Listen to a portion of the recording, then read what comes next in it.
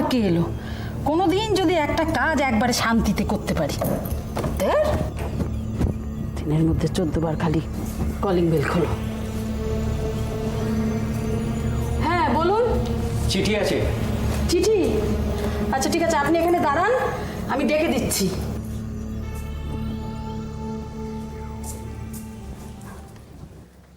কে পুছি মা? একটা চিঠি আছে গো দিদিমণি। আমি দেখছি, তুমি যাও।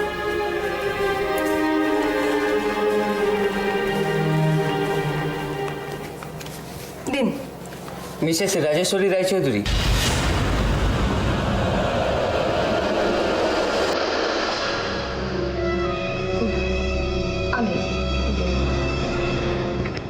একটা সই করে দিন।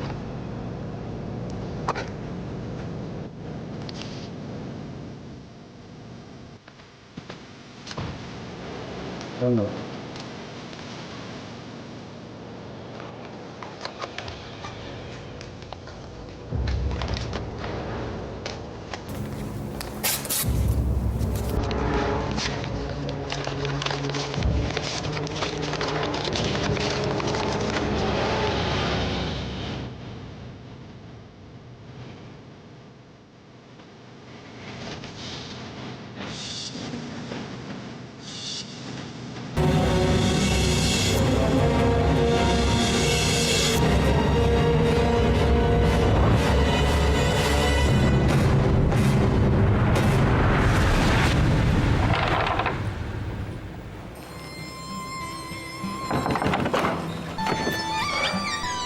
ও তুমি এসো।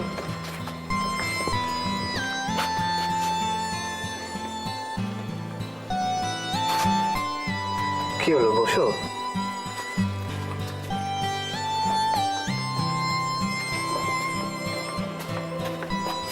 তোমার বেশ অন্যরকম লাগছে আজকে। অন্যরকম মানে? মানে বেশ ফ্রেশ, স্মার্ট লাগছে। কোথাও যাচ্ছ নাকি? হ্যাঁ, একটু কাজ আছে। একটু পরে গেলে হয় না? এতদিন পরে এলাম আমি, একটু গল্প করব বলে। না গো, হাতে একদম সময় নেই। যাচ্ছ কোথায়? নতুন চাকরি পেয়েছো? না না, চাকরি না, চাকরি খুঁজছি, তবে দুটো টিউশনই নিয়েছি নতুন, সেখানেই যাব।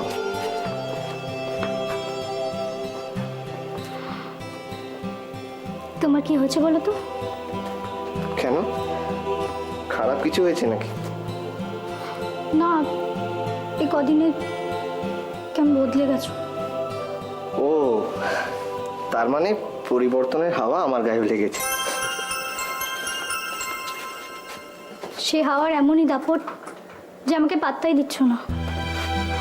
আচ্ছা, আমাদের বন্ধুত্ব কি শেষ হয়ে গেল? না, বন্ধুত্ব শেষ হবে কেন? আসলে এই কদিনে আমার জীবনে এত কিছু ঘটে গেছে যে আমি জীবনের সার বস্তুটা বুঝতে পেরে গেছি। কি বুঝতে পেরেছো? এই যে জীবনে যার কাছে টাকা পয়সা আছে তার কাছে সবকিছু আছে। সবকিছু? তার মানে ভালোবাসা, বন্ধুত্ব এসবের কোনো দাম নেই? দাম আছে তো, কিন্তু এইগুলোর থেকে বেশি দরকারি হচ্ছে টাকা পয়সা। টাকা পয়সা থাকলে সবকিছু নিজের থেকেই হয়ে যায়। কি বলছো কি তুমি?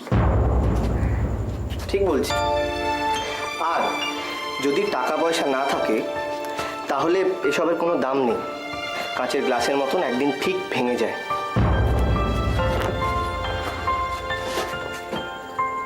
ঠিক আছে, থাকো তুমি তোমার ভাবনা নিয়ে, আমি চলবো। দাঁড়াও, আমি তো বেরোবো, তোমাকে বড় রাস্তা অব্দি এগিয়ে দিয়ে আসি। ধন্যবাদ, তার আর দরকার হবে না, আমি নিজেই যেতে পারবো।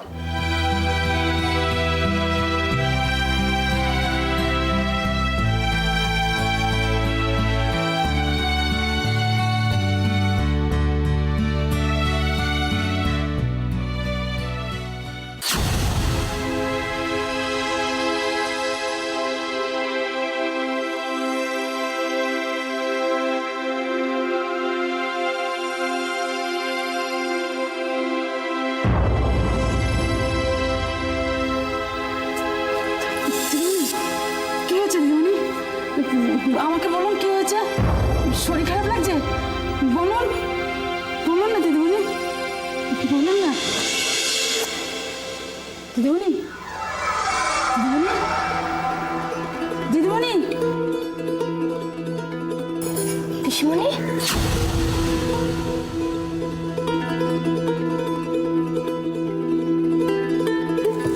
কি হয়েছে? হ্যাঁ, কি হয়েছে? শরীর খারাপ লাগছে পিসিমণি? কি হয়েছে তোমার? এভাবে বসে পড়লে কেন? হ্যাঁ হ্যাঁ, জলটা খান, জল খাও, জল খাও, নাও জল খাও পিসিমণি। কি হয়েছে? জল খাও।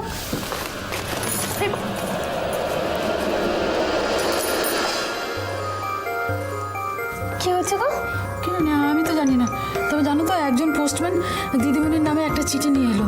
দিদিমণি সেই চিঠিটা পড়েই কীরকম জানি হয়ে গেলে। চিঠি? হ্যাঁ গো। কার চিঠি? সেটা আমি কি করে বলবো। তবে জানো তো, চিঠির মধ্যে নিশ্চয়ই কিছু খারাপ খবর ছিল। সেই জন্যই তো দিদিমণি। আচ্ছা দিদি, এর আগে কখনো কি এরকম চিঠি এসছে? না গো দিদিমণি, আমি যতদিন এই বাড়িতে এসেছি দিদিমণির নামে কোনো চিঠি এসেছে বলে তো আমার মনে পড়ছে না। তাহলে হঠাৎ আজকে এরকম চিঠি কে পাঠালো?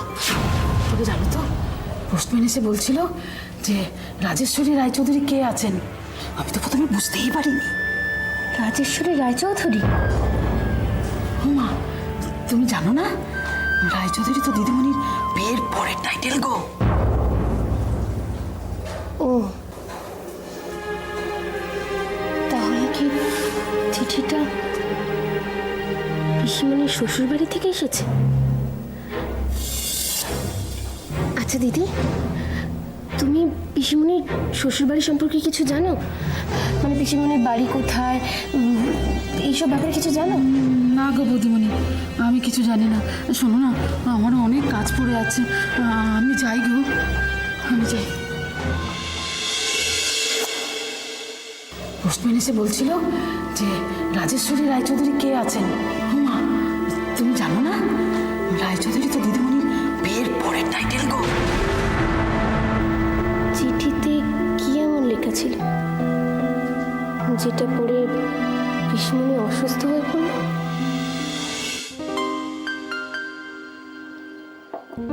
কফিটা মন্দ করেনি, কি বলুন? ভালোই হয়েছে। তারপর প্রথম দিনে কাজ করে কেমন লাগলো? কোনো অসুবিধা হচ্ছে না তো? না না, একদম না, কোনো অসুবিধা হয়নি। আর এমনি বই আমার খুব প্রিয়, বই আমার ভীষণ ভালো লাগে। সেই জন্যই আপনার নামটাই প্রথম আমার মাথায় এলো। তাহলে আপনাকে সিলেক্ট করে খুব একটা ভুল করিনি, কি বলুন? কি ব্যাপার বলুন তো, কাউকে খুঁজছেন? না, হ্যাঁ মানে, আচ্ছা সৈকত, মানে সৈকতবাবু আসবেন না? না, আসলে ওর ব্যাপারটা আমি ঠিক বুঝতে পারি না। যখন ইচ্ছে আসে যায়, ওকে আর কাজে রাখবো না। এটা করবেন না, ওনার না চাকরিটার খুব দরকার, হয়তো কোনো অসুবিধা হয়েছে। আচ্ছা, ওনার মতো একজন দায়িত্ব জ্ঞানহীনকে রেখে আমার কি লাভ বলতে পারেন? ওই যে উনি এসে গেছে। সত্যি একে নিয়ে যে কি করি।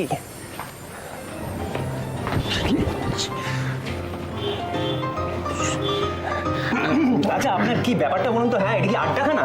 যখন খুশি আসবেন যাবেন? না স্যার, মানে আমি আমার না মানে একটা সাংঘাতিক ঘটনা ঘটে গেছে বাড়িতে, বিশ্বাস করুন। না, এরকম করলে কিন্তু আমি অন্য লোক রাখতে বাধ্য হবো। আচ্ছা, আপনার কি ব্যাপার বলুন তো? আজকে আপনার বন্ধুর অ্যাক্সিডেন্ট, কালকে বাড়ির সমস্যা, পশু ফাংশন। আপনাকে আপনি জানেন আপনি আসেননি বলে কত লোক এখান থেকে এসে ফিরে গেছে। আমি মরে যাবো স্যার। ও মা, আপনি এখানে কখন? হ্যাঁ, উনি আজকে থেকে জয়েন করেছেন। আমার নতুন বইগুলো উনি এন্ট্রি করবেন। কংগ্রাচুলেশন। না, অত আনন্দিত হওয়ার কিছু নেই। আপনার কাজ কিন্তু উনি করে দেবেন না। আমি সেটা ভাবিও নি স্যার। স্যার, আমার না আপনার কাছে একটা আর্জি আছে। আর্জি মানে কিসের আর্জি? মানে আমার গ্রাম থেকে চিঠি এসেছে স্যার। আমার মায়ের খুব অসুখ, আমার ছুটি চাই স্যার 3 দিনের জন্য। না না, আমি কোনো দিনের জন্যই আপনাকে ছুটি দিতে পারবো না। আপনার যদি ছুটির দরকার হয় আপনি কাজ ছেড়ে সোজা গ্রামে চলে যান। দেখুন, মানুষের অসুস্থতা কিন্তু তার নিজের হাতে থাকে না। আপনি আবার ওনার ব্যাপারটা যদি বোঝার চেষ্টা করেন তাহলে ওনার বড় উপকার হয়। হ্যাঁ, আপনি বলছেন যখন তখন শোনো, 3 দিনের জন্যই কিন্তু ছুটিটা। Thank you sir, thank you. হ্যাঁ থ্যাংক ইউ। হ্যাঁ শুনুন, আপনার আজকের মতো ছুটি। হ্যাঁ, আপনি কাল সন্ধ্যাবেলা আসুন। আমি আপনাকে বলছিলাম না যে আমার বই পড়তে খুব ভালো লাগে। আমার কাজ হয়ে গেছে, যদি মানে এখানে এত ভালো ভালো বই না লোভ সামলাতে পারি না। যদি আর একটু এখানে বসে বই পড়ি অসুবিধে হবে? না না, আপনার অসুবিধে না থাকলে আমার তো কোনো অসুবিধা নেই। তাহলে সৈকত, আমার একটা জরুরি কাজ আছে। হ্যাঁ, তুমি কি এখানকার সব কিছু সামলে রাখতে পারবে তো? হ্যাঁ স্যার, নিশ্চয়ই পারবো। তাহলে আমি আজ চলি। হ্যাঁ thank you sir, thank you. সাবধানে যাবেন। হ্যাঁ হ্যাঁ আসুন আসুন স্যার, সাবধানে যাবেন স্যার। হ্যাঁ।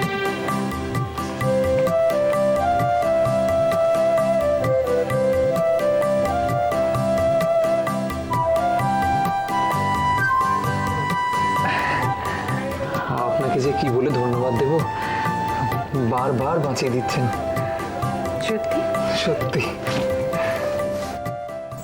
গজলদা, একটা খারাপ খবর আছে। হ্যাঁ রে, তোরা কি কোনো ভালো খবর জোগাড় করতে পারিস না? এই গাদা গাদা টাকা দিয়ে আমি কি তোদের শুধু খারাপ খবর আনার জন্য পুষছি? হারামজাদার দল। না দাদা, এটা একটা অন্য কেস। মানে সেই চিড়িয়াটা আমাদের অ্যান্টি খাঁচায় সেলটা নিয়েছে। হ্যাঁ দাদা, এইটা কিন্তু ঠিক হয়নি। হবে কি করে? হ্যাঁ, হবে কি করে? তোমাদের মতো নিষ্কম্মাদের নিয়ে চলতে গেলে এর থেকে ভালো কিছু হতে পারে না। তা কোন চিড়িয়াটার কথা বলছিস? কি যেন নাম, ওই যে গোয়ার তেরেটা মার্কা। সন্দীপ, সন্দীপের কথা বলছিস? হ্যাঁ দাদা, ও দিবাকর দেবরায়ের কাছে সেলটা নিয়েছে। পার্টিতে জয়েন করেছে? পার্টিতে জয়েন করেছি কিনা বলতে পারছি না দাদা, তবে ওনার ওই নার্সিংহোমে উনি কাজ করছেন। চাকরি করছে? ওটা তো চিড়িয়া ফাঁসানোর কল। এখন বলবে চাকরি করছে, এরপরে বলবে পার্টির হয়ে ক্যাম্পেন করতে। এসব আমার চেনা ছক। হ্যাঁ, কিন্তু কাজটা কি ঠিক হলো দাদা? মানে আমাদের সব কিছু ফাঁস করে দেবে না তো? তার জন্য তো তোরা দায়ী। পারলি পারলি ছেলেটাকে একবারে খালাস করতে? সুযোগ তো পেয়েছিলি। তার জন্য তো একবার সরি বলেছি দাদা। থাম, সরি বলেছি? সরি বললেই 7 গুণ মাপ। দাদা, মালটাকে সাল্টে দেবো? হ্যাঁ দাদা, আপনি একবার সুযোগ দিন। ডায়মন্ড হারবারে নিয়ে গিয়ে খালের মধ্যে ফেলে দেবো, গাড়িতেই খালাস করবো। মারবো টেনে একটা থাপ্পড়, গাড়িতেই খালাস করবো। যত সব বৃহস্পতি, তোমরা সব বুদ্ধির বৃহস্পতি।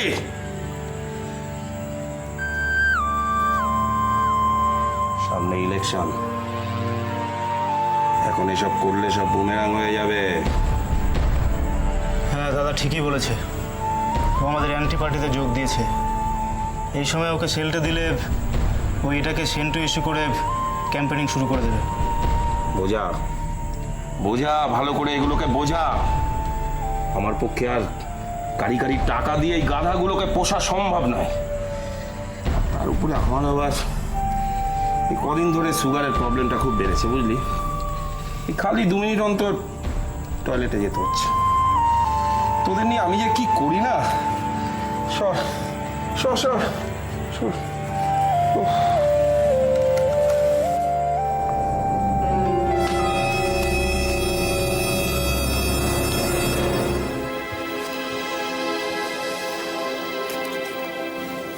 আবার কেন এই চিঠিটা এলো?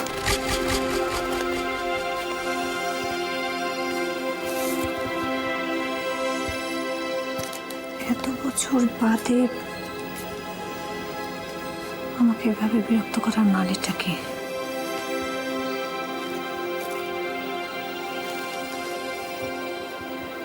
তাহলে কি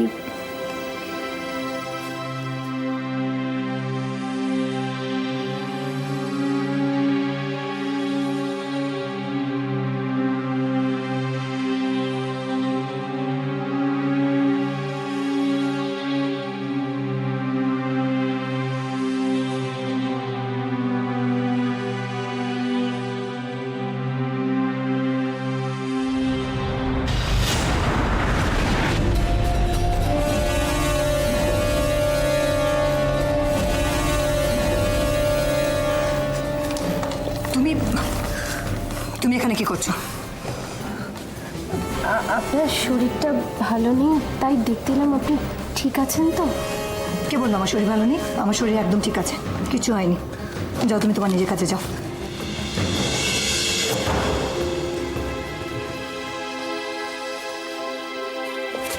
দুপুরের খাবারটা খাবেন না? না খেলে কিন্তু আরো শরীরটা খারাপ হবে। আমাকে শুধু শুধু বিরক্ত করো না, আমার একদম খিদে নেই। আমাকে একা থাকতে দাও। আপনি ঘরে খাবারটা নিয়ে আসছি, আপনি ঘরে খেয়ে নিন। একটু কিছু খান, না হলে কিন্তু। বললাম তো আমি খাবো না। কেন বিরক্ত করছো বারবার?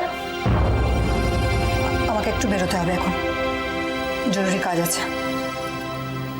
আপনি বেরোবেন এখন? কোথায় যাবেন? সেই কৈফিয়ত আমি তোমাকে দেব? না না, আপনি ভুল বুঝছেন। আমি দোয়েল, তুমি কিন্তু তোমার এখতিয়ারের বাইরে বেরিয়ে কথা বলছো। মনে রেখো, আমি অধিকারী পরিবারের মেয়ে। আমি বাড়ির বাইরে যাওয়ার সময় কাউকে বলে যাব না কোথায় যাচ্ছি। আমি কিন্তু সেভাবে। যাও, যে কাজে যাও।